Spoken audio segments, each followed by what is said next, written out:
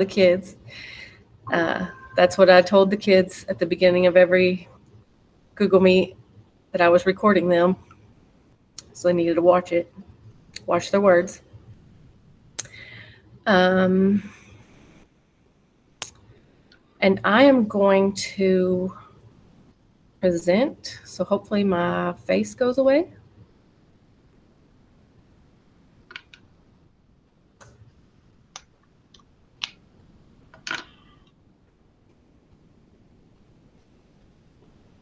Here we go. So I'm going to come over here to our presentation. The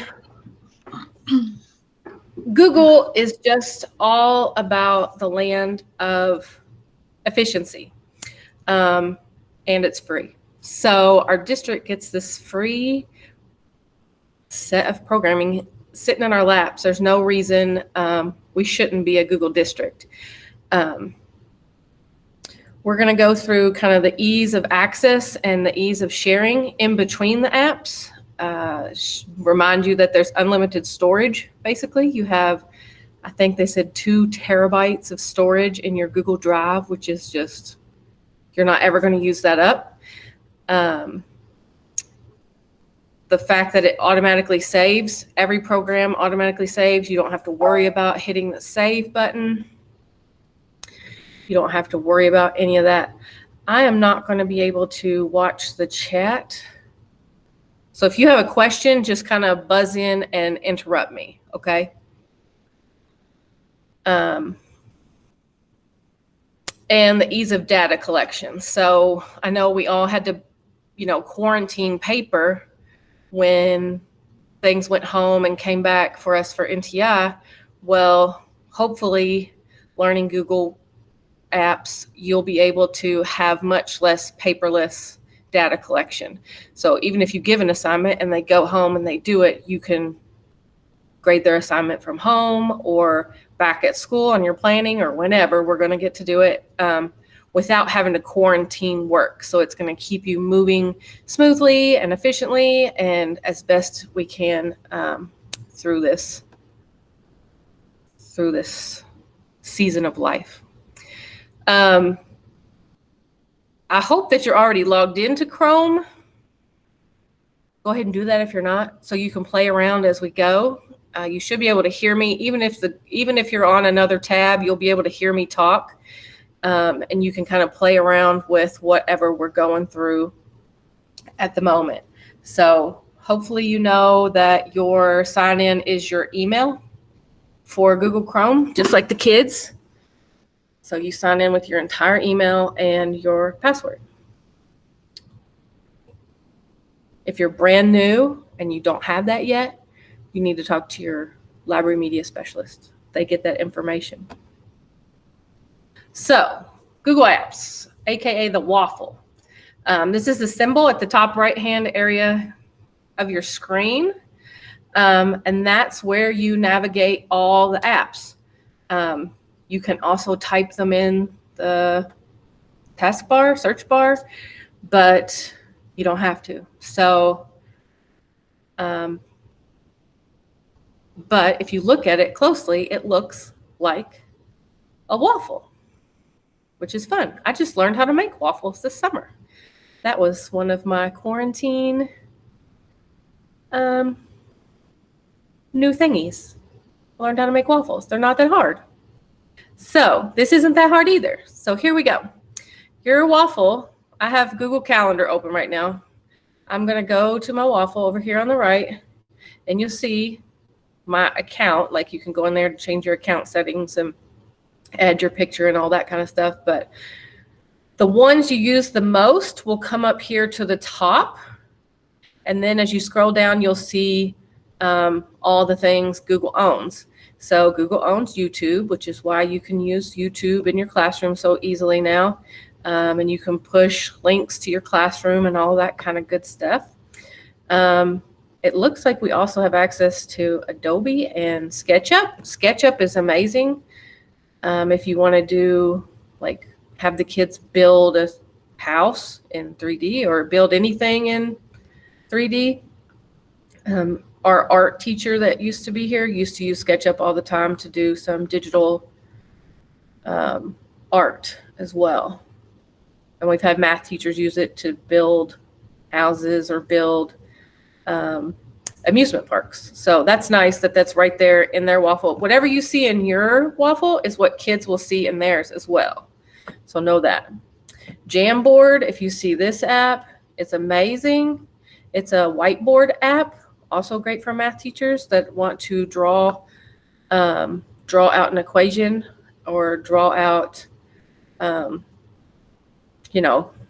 it's hard to put equations into Google Forms and things like that. So Jamboard is a way to have a whiteboard whilst you're online. So it's really cool. And you can share it through your Google Meet or whatever platform you're sharing it on with your kids and trying to teach them lessons, either NTI or online or even in person. So everything in this Waffle works together. Just remember that. So we're going to go to our Drive. Drive is the hub for all your stuff. So it's kind of like My Documents under your big computer, your teacher workstation. But your Drive gets to go anywhere you wish. So your Drive follows you home, it follows you on your phone, it follows you on your Chromebook, it follows you anywhere because it's all online. It's all in the cloud. So I like the quick access because it shows me what I've worked on here recently. Obviously, I've just opened my presentation. I worked on another presentation for this afternoon.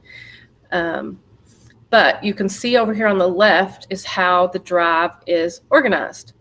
So your Drive is your Drive only. Nobody else can see it. Nobody else can get in it.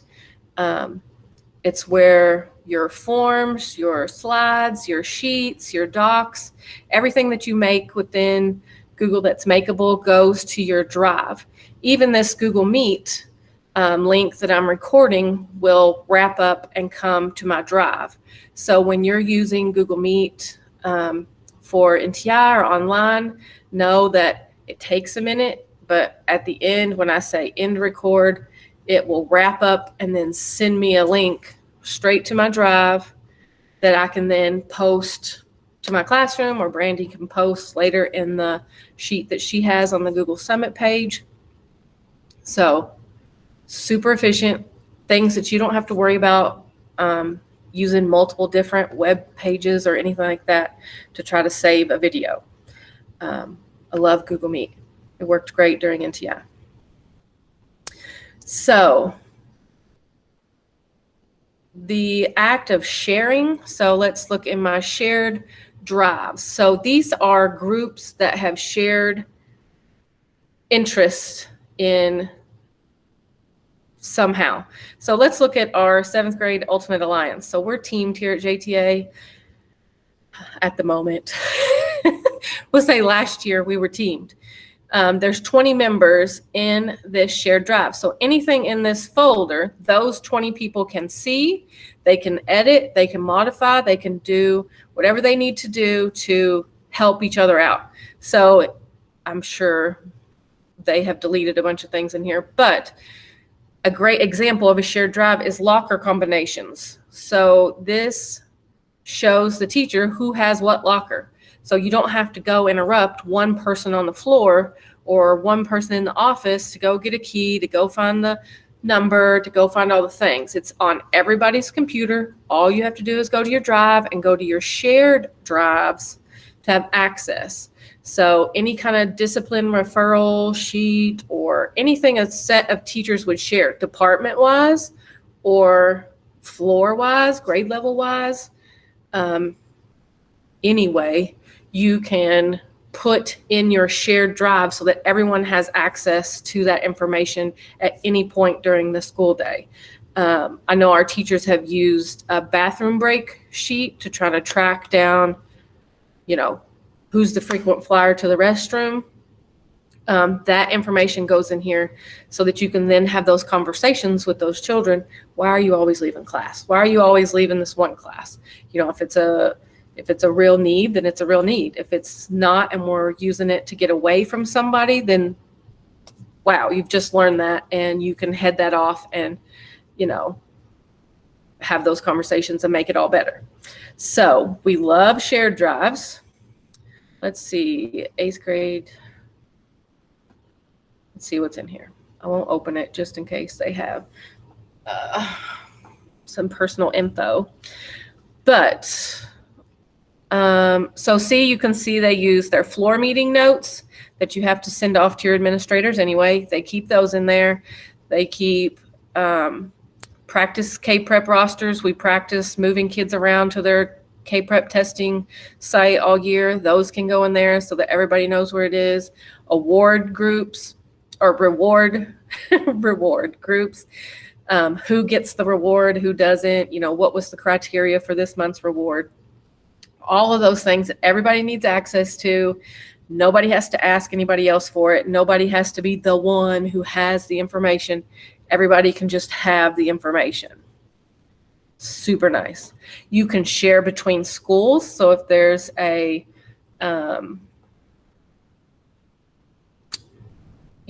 us STCs wanted to create a drive, we could create a drive between all the schools. All the librarians could be in a drive and creating documents.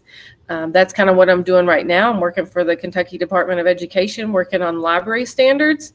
So we were supposed to meet in Frankfurt for those meetings and get to work face-to-face, but we have not. And we've done 2-3 Google Meets where all of our information is in our shared drive. We pull it up, we talk to each other, we get to work, and we've made it happen. So library standards are coming your way. Every school is required to have a school librarian, and these will kind of lay out what we do for you. We do lots of things. So they thank you to your librarian. Sorry, I'm not pointing at you. Like I said, I like the recent model. So whatever you're working on is always at the top. And it shows you today, earlier this week. You'll learn all these symbols. The yellow square is slides. Purple is forms. Green is sheets. Blue is docs. And it's just a new little set of, things you have to learn. But it all starts to work seamlessly when you take the time to just get in there and play with it. So that is Drive. Drive is your hub for all your stuff. So know that. That holds all your stuff securely, wonderfully. You can organize your Drive however you want to. If you like to put things in folders, you can create folders, just like you did in my documents. This button up here, this little cross sign that says new over on the left, you do it all there. Create a new folder. You can file upload. You can folder upload. So if you're wanting to move all your stuff into your Google Drive, right here's where you do it. Go to your, open up your Drive, then open up your documents under My Docs, and then come back into Drive and folder upload, and you just pick it. You just pick your files, okay? Super amazing. So back out to our Waffle. What did I say was next? Google Docs, Sheets, and Slides are probably the first thing you're going to get into. Docs is your Word doc. There's really not a lot different from Word to Docs. And I think it's just prettier. But that's my opinion. I know change makes us uncomfortable, and that's okay. But Google Docs is a Word document. Google Sheets are a sheet, an Excel sheet. And Google Slides are your PowerPoints, okay? So then we're going to talk about forms. You're going to hear lots of people talk about forms today. It's a great time saver for you. It's the data collector for you. It's an assessment giver for you, and you are going to love it. Let's open a form. So in my building, I wonder how close it's up here. I don't have to make a ton of forms. That's why it's not up in the top of my Waffle. But my teachers all have it up in the top of their Waffle. So you can see here, forms even gives you templates. There's an exit slip. You can have an evaluation. You can have an assessment. There's lots of ways to talk about forms. I'm just giving you an intro into that. So JTA is making a back to school supply package. So if parents want us to go buy these items for them, we will for a certain price, and we will have that ready for them on the first day of school. So the data collection that we want is right here: last name, first name, grade level. So when we go into the responses, you can see it makes you a sheet. Nobody's in it yet because it hasn't been posted yet. But I just want you to see a blank sheet that shows you, it timestamps it. Google timestamps everything. Know that? It's amazing. So when your kids turn something in, it tells you exactly when they turned it in, late or otherwise. You sort your list by your questions. So the questions are set how I want to see them in the sheet. So I want the last name first, so I can put them in ABC order, because that's how my brain works. I put everything in ABC order.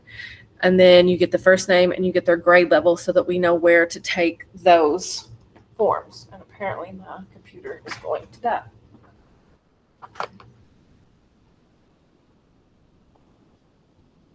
I thought it was plugged into a good plug. There we go. So know that however you put in your questions, you can see my questions here, is what your sheet on the backside is going to look like. So think about that before you type in all your questions for your form, whether that's a test or whatever. Do you want their name at the front? Do you want their name at the end of the sheet? It doesn't matter. It's all your preferences, and you get to set those because you're in charge. Google Slides. This is your flyer maker. Use it for your presentations. Digital notebooks are a big thing that you're going to hear talk about slides. Hyperdocs is a big thing you're going to talk about in slides. And again, you're going to love it.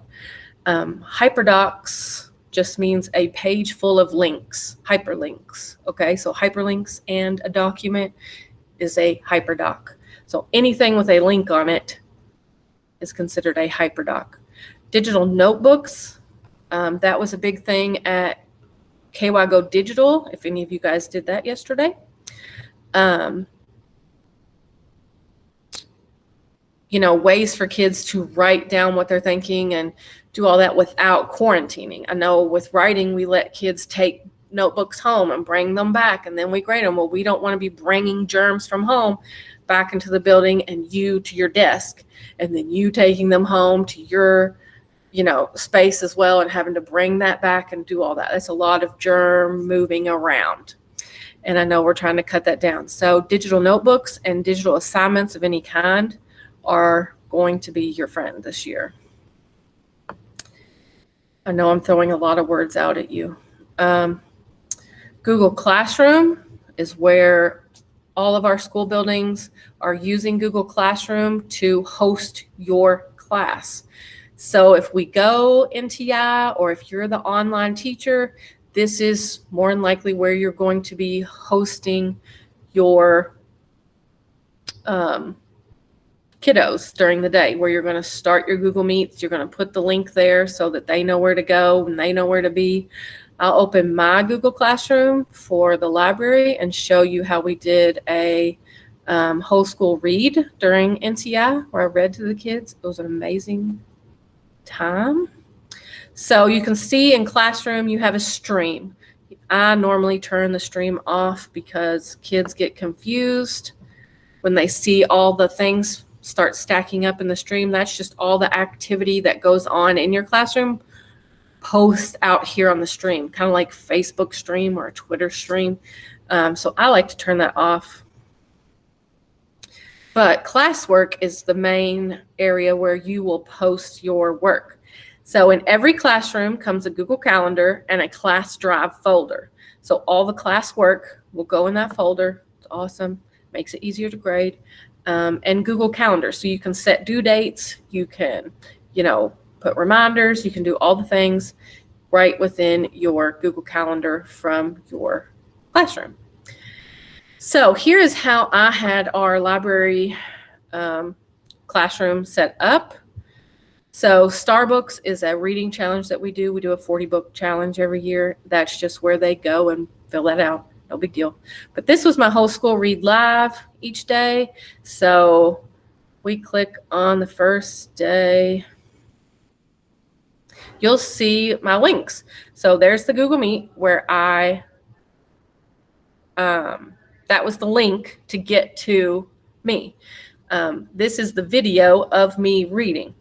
I learned that kids needed the text in front of them, so I took pictures of each page that I was going to read that day and read along while they pulled it up and watched the text go, watch the text with me while I read. Some kids like to see the text in their hands. So that might be a way that you can use it in your reading classroom. I know kids, they're probably not going to be able to share books. So we're going to have to be able to share the text with them. And you can err on the side of staying within the copyright law by locking it down in your classroom. When you are using text in your classroom, no one else in the world can see it. So you're not ripping anybody off, and then afterwards, we take it down. So like before this school starts, I won't leave any of this up in my classroom because there's no reason to leave it up. When we're using the text and using it with our kids correctly, keep it in the classroom. Do not post it to a website that is open for all the world to see. That's a huge copyright violation. Even though a lot of publishers have given rights for people to read books out loud, which is wonderful and great, not all of them have. And you don't know that, and you don't want to take the time to call the publisher and figure it out before you get in trouble. So just keep it locked down in your classroom, and you will be good to go. So you can see there's different categories that I have for the kids to do. Same way for you. You can put different categories of things for your classroom, bell ringers, reading assignment, writing assignment, whatever. I don't know. I can't think right now. I'm trying to whiz you guys through all of this. So that's a real basic view into Google Classroom. Google Calendar is something we all use. More and more school buildings are using the Google Calendar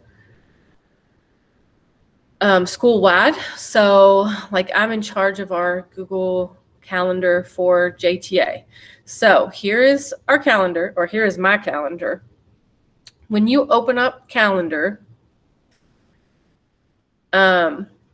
you will have a color. These colors mean nothing. You might color code yours in a different way. It means absolutely nothing for you looking at my screen right now, other than you can see different calendars laid on top of the white page. So like the blue in my calendar is mine and my husband's Google Calendar synced together. So number one, you can do that with your partner or family members, anybody that you want to partner with and know their calendar, or you can sync them in Google Calendar and it shows up. So when my husband at Ronnieville enters in a new PD that he has to do, and I enter in what I need to do off of my phone, it all shows up on the calendar so we don't double book. And we don't forget to tell each other where we're at. I don't know if that's a problem for you, but we have trouble with that. So the yellow for me is the JTA calendar, which you can see over here on the left. These are all my calendars that I'm in charge of. So you can see 6th grade lab, 7th grade lab, 8th grade lab. When we actually get to use our labs, we don't have to use them much anymore because everybody has Chromebooks. The JTA library schedule, of course, there's nothing scheduled in August yet because we're not back yet. But you can see the JT Alton calendar here is yellow. So everything that we do for JTA is going to be in yellow, which is awesome. Like we have our PD planned, they've put it in our calendar. And I put in this JTA daily brief. Our principal does a quick message in the morning or anything important that we need to know right away. It goes in this daily brief. So you can see here, we're using calendar, but we're also using docs. So you can link anything. You can link anything anywhere with Google. So we click on our daily brief, and this is all the hands-on information that every teacher needs for our school every day, okay? This is also a hyperdoc. This is what a hyperdoc looks like. So everything in this document is a link. You can see all the underlines.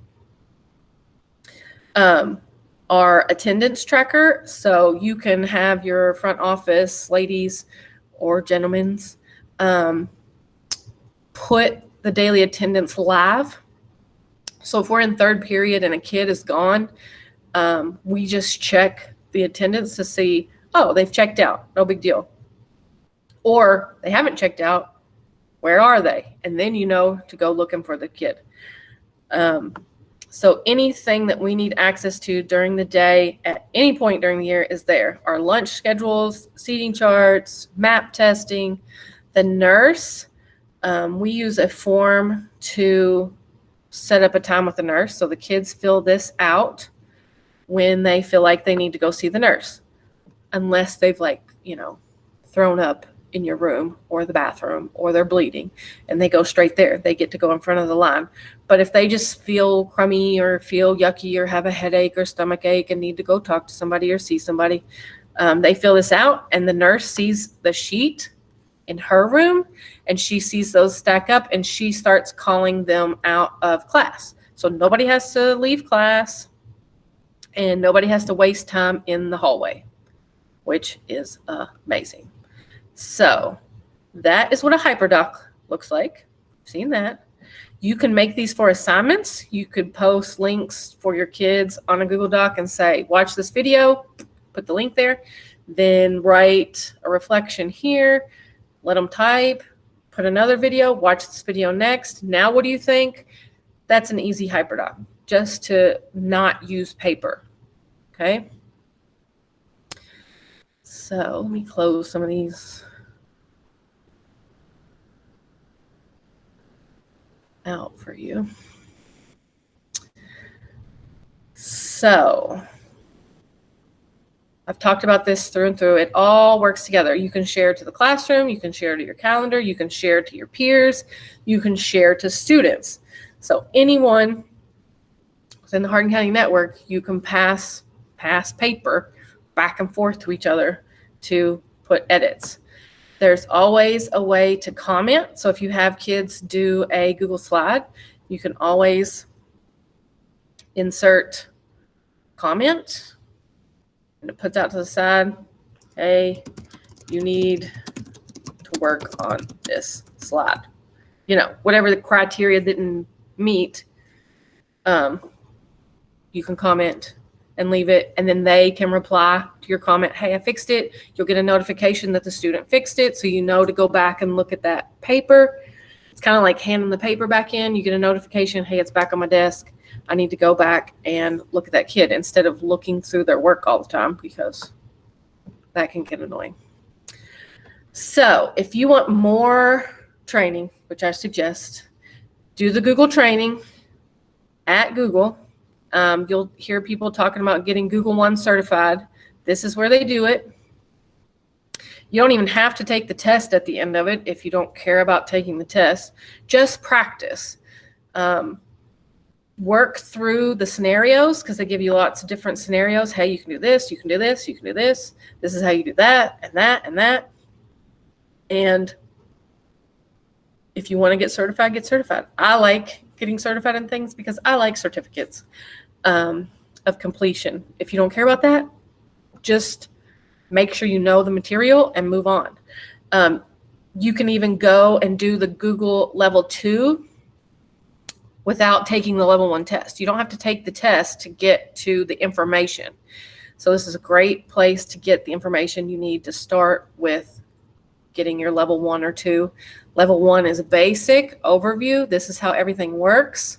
Level 2 dives in a little deeper and asks you to connect everything together, which I think is great. But that is where you go for all that jazz. This is my information. I'm happy to help you in any way I can. You can always email me, even if you don't work at my school.